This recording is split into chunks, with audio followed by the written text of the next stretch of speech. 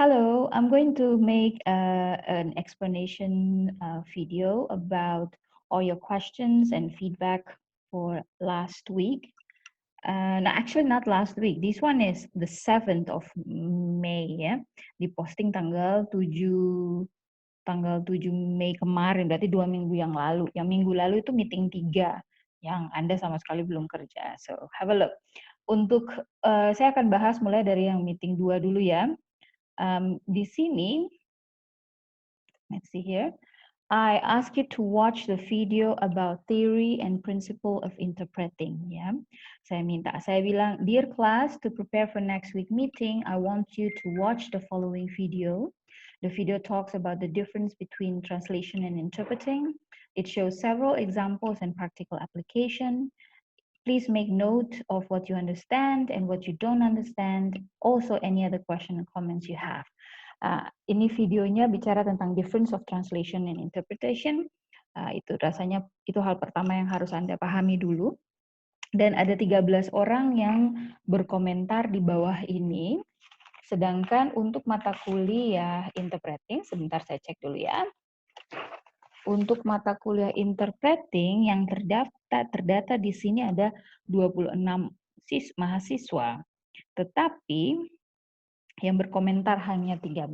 Berarti yang belum berkomentar ini saya perlu Anda menghubungi saya untuk bilang kenapa.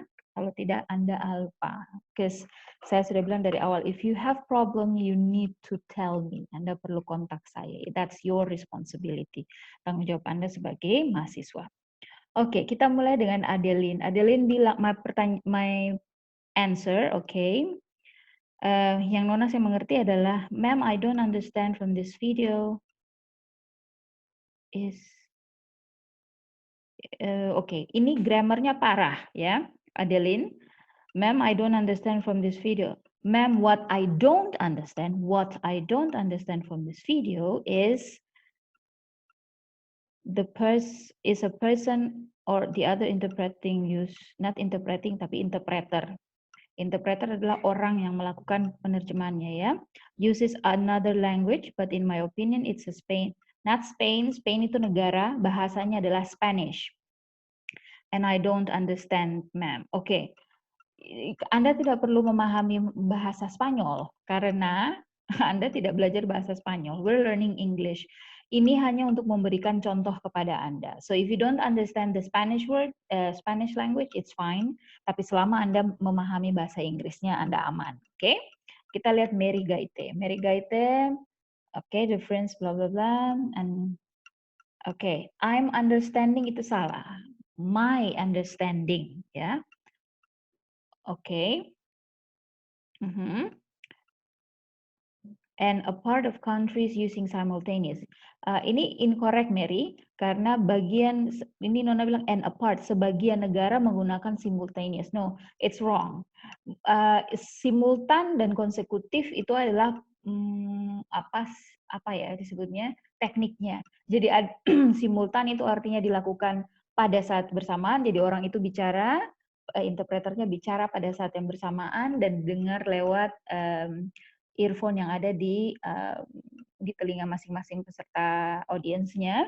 Sedangkan konsekutif itu adalah pola di mana pembicaranya bicara, berhenti dulu, kemudian interpreternya menerjemahkan, kemudian interpreter selesai, baru digabung. So, bukan berarti bahwa sebagian negara menggunakan simultan. No, digunakan di semua negara. Oke? Jawabannya untuk kalau Anda tidak paham, bukan Spain language, sekali lagi Spanish language. Spain itu nama negara, Spanish itu nama bahasanya. Itu tidak masalah. Jawabannya sama dengan Adeline di atas. Penny. Bla bla bla, the difference between different salah tulis, bukan difference, but itu artinya lain lagi. Differ, harusnya D, pakai I. Difference. The difference between translation and interpreters are actually, jawaban yang paling sederhana adalah translation itu tertulis, interpreting itu spoken. That's it. Itu yang paling mendasar secara lisan ya, interpretation. Oke, komennya benar. Saya suka walaupun dia berbeda, yang satu secara tertulis, yang satu secara lisan, tetapi dua-duanya punya satu tujuan utama, it is to change one language to another. Nah, saya mengerti maksud di Penny, tetapi kalimat bahasa Inggrisnya salah. Bukan change, bukan mengganti, ya mengganti, tetap bukan mengganti satu bahasa. I mean, dalam esensinya secara prinsip memang betul kita menggantikan satu bahasa ke bahasa yang lain. Tetapi tujuannya adalah untuk to deliver, untuk menyampaikan makna atau informasi atau pengetahuan atau isi daripada pesan dari satu bahasa ke bahasa yang lain. Jadi bukan sekedar cuma mengganti, itu bukan yang tujuannya. Tujuannya adalah pesannya tersampaikan dari satu bahasa ke bahasa yang lain. Oke, Penny? Berikutnya. Estefina Waliana. Okay. Yes. I don't understand from this video at what point the man written and explain he write.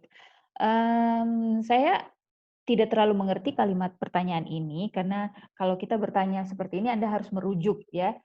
Kira-kira yang Anda bicarakan di sini di video di bagian apa yang terjadi sampai pertanyaan Anda ini muncul ya. Tapi saya coba mencoba ya. Di sini Anda bilang saya tidak paham pada titik mana seseorang itu menulis dan menjelaskan apa yang dia tulis. Mungkin itu ya. So, kayak gini, kalau dalam konsekutif,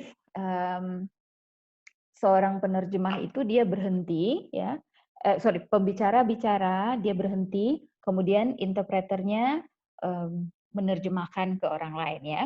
Nah, interpreter itu selalu duduk atau dia selalu membawa kertas dan pena. Kalau pembicaranya bicara pendek-pendek saja, mungkin tidak perlu ditulis, itu tinggal didengar, dipahami, lalu kemudian di-share kembali apa yang Anda pahami. Tapi kalau bicaranya panjang dan ada informasi-informasi penting, contohnya angka, nama orang, nama badan, etc. yang harus dihafal, yang susah untuk dihafal langsung, itu biasanya seorang interpreter akan menulis di catatan. Nah, ketika pembicara berhenti bicara dan giliran interpreternya untuk bicara, dia akan melakukan interpretasi berdasarkan catatan tersebut. Ya, jadi do remember bahwa the interpreting process does not happen on the paper, bukan di kertas, yang bukan langsung setiap kalimat langsung harus ditulis. It happens up here in your head. Nomor satu, pahami dulu apa yang dimaksudkan, pesannya apa, itu pesannya yang disampaikan kembali ke audience atau orang yang mendengarkan itu ya. So at what point adalah ketika pembicaranya selesai bicara. Okay? Alright, let's see Maria Ngosim.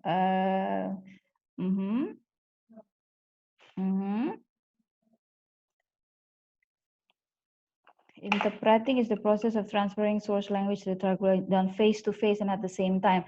Not necessarily. Tidak semua interpreting itu dilakukan secara face to face. Ada interpreting yang dilakukan ketika interpreternya remote. Interpreternya mendengar atau melihat lewat video dan mendengar lewat audio, dan dia menerjemahkan lewat mikrofon, didengar oleh audience langsung, tapi dia ada di ruangan yang lain. So tidak selamanya face to face. And at the same time, tidak selamanya at the same time juga. Kalau at the same time itu simultaneous. Kalau ada satu lagi yang disebut konsekutif, itu yang bergantian berbicara seperti yang tadi Mem sebutkan di atas. By the video, not by the video. In the video, I found interpreter work into different word consecutive. It's more important.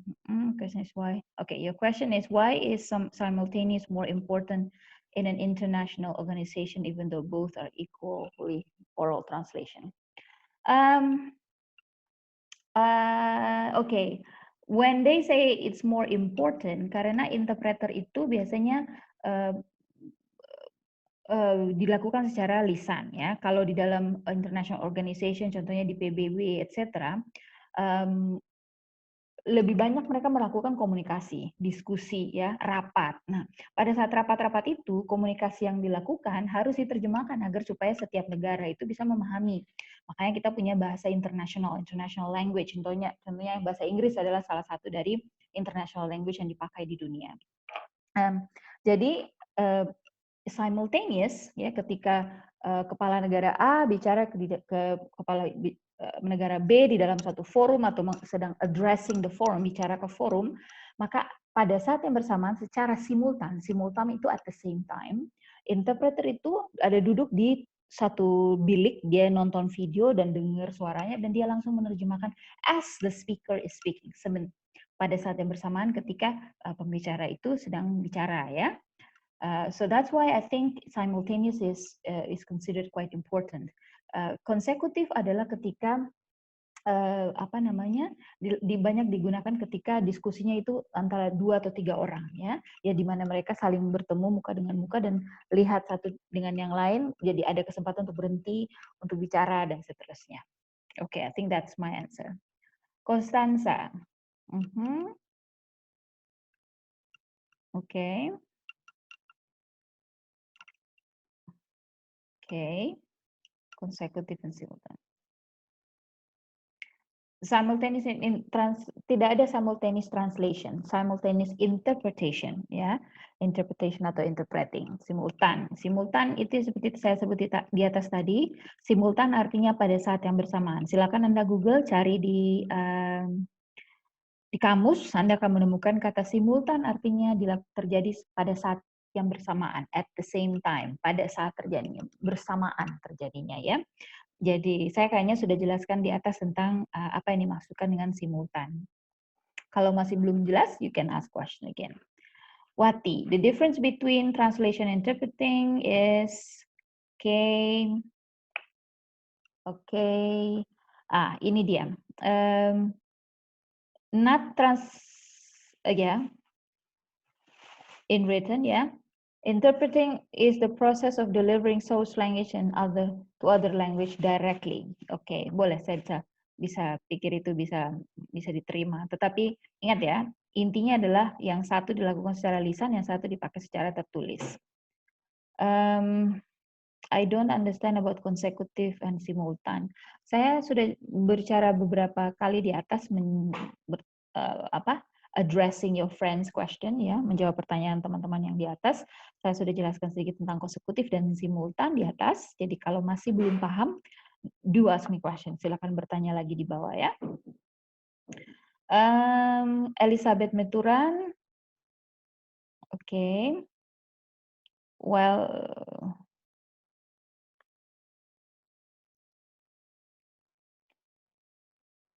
Oke, Elizabeth Meturan tidak ada pertanyaan. Oke, no problem. Oh, ada di bawah. Why are simultaneous more important and concurrent? Oke, saya sudah jawab di atas. Kalau masih belum paham, silakan ditanyakan kembali. Kemudian kita pindah ke Adele, Helna. Many people have wrong perception about translation. Oke. Ya, itu benar. One to write written, the other one is spoken. Okay. Which one is a good interpret? Okay. Which one is better? Okay, consecutive atau simultan? Both. Karena tergantung situasi dan kondisinya. Ada konteks di mana konteks atau situasi di mana yang diperlukan adalah konsekutif, di mana pembicaranya bicara, dia berhenti, kemudian interpreternya menerjemahkan. Tapi ada juga situasi di mana harus at the same time. Salah satu contoh yang tadi Mem sudah sebutkan di atas adalah yang kita lihat video penerjemah di PBB, ya, mereka ada di salah satu bilik, kemudian mendengar dan menerjemahkan langsung at the same time when the speaker is speaking, ya. Sedangkan konsekutif lebih kepada meeting tertutup antara 2 atau 3 party, ya. Bisa juga kadang-kadang ada seminar di kampus di mana ada pembicara dari luar negeri, dia bicara sedikit kemudian dia berhenti, interpreternya menerjemahkan kepada audience. Nah, itu lebih diperlukan konsekutif, ya, bergantian. Konsekutif ini bergantian, ya.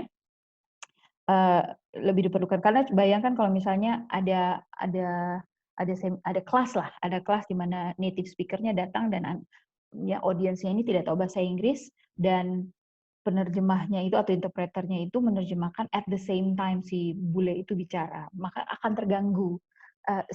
Simultaneous interpreting itu biasanya dilakukan secara berbisik hanya kepada satu orang, atau kalau banyak orang maka dibutuhkan adalah earphone yang terhubung langsung dengan microphone interpreter. Jadi interpreternya bicara di microphone tapi akan dipancarkan kepada orang yang pakai earphone itu. Okay? So both are good, both are best, apa namanya? But we have to consider the context and circumstances, situasi dan kondisinya bagaimana, yang dibutuhkan pada saat untuk komunikasi pada saat itu apa, apakah itu konsekutif atau simultan. Yang berikut, the difference, ini Marta Garbim, oke, yes, alright.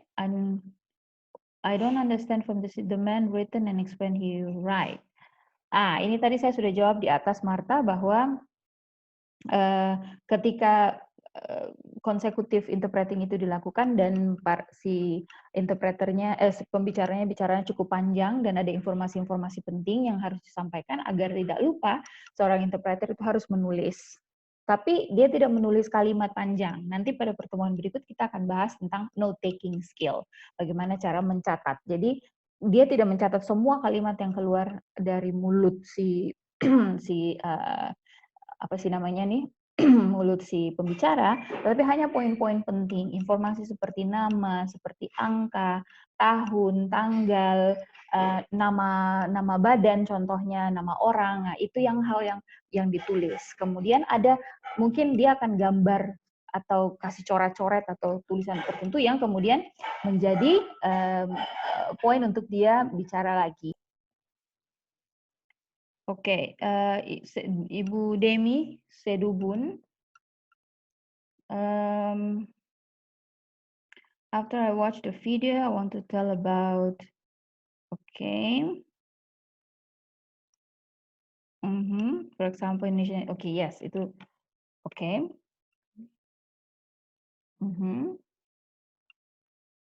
Okay. Now this is very good. I will both master the language pair well.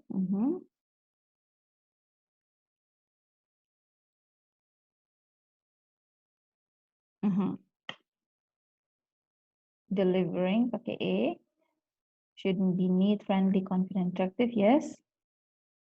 Okay. From the video we know. Okay. All right.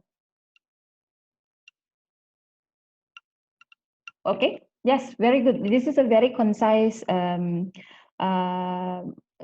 summary of what you've learned. This is very good. Untuk mahasiswa yang lain mungkin kalau perlu informasi lebih, you can refer to Ibu Demi punya feedback di sini ya, punya komen. This is very good actually. Thank you. Kita lanjut, tidak ada pertanyaan ya, no questions. Ada Samuel Kubela. Oke.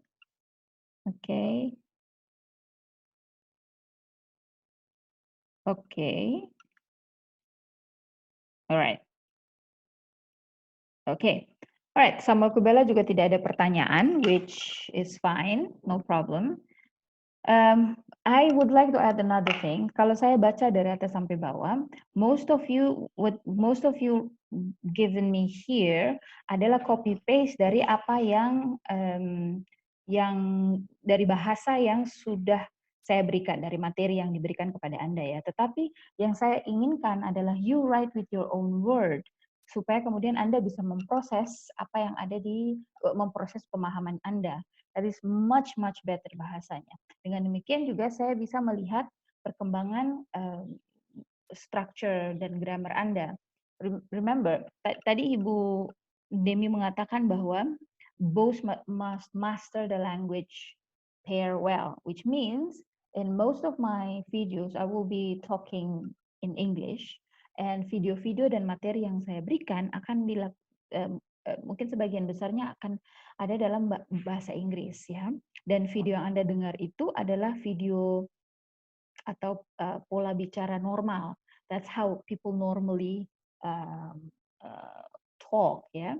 So it's authentic materials. Dengan demikian Anda bisa terbiasa untuk mendengar untuk berbicara, untuk memahami ketika orang bicara dengan kecepatan normal. Ada banyak aksen juga. That's all the things that you have to deal when you are an interpreter. Oke? Jadi untuk video tentang theory and principle of interpreting ini sudah saya komen ya, saya sudah berikan feedback. Sekarang untuk yang minggu lalu punya, ini saya sudah kirim, ada tasknya ya. Wednesday tanggal 20 Mei. Ingat jangan tunggu sampai tanggal 20 Mei baru Anda kirim. Karena dijamin kemungkinan besar sinyal lagi jelek atau apa Anda tidak bisa kirim, Anda lewat batas waktunya. Ini sudah ada satu orang yang memasukkan tugas, saya bisa lihat di sini. Nah, ini coba ya, ini saya bikin akun sebagai student, jadi hanya buat coba-coba saja. But none of you submit your work yet, belum ada orang yang kasih masuk. And as a lecturer, I can check from here. Nilai Anda bisa saya kelihatan di sini juga. Oke, so that's it. Our discussions on theory and principle merujuk kepada materi minggu lalu. Okay, thank you. See you on the next video.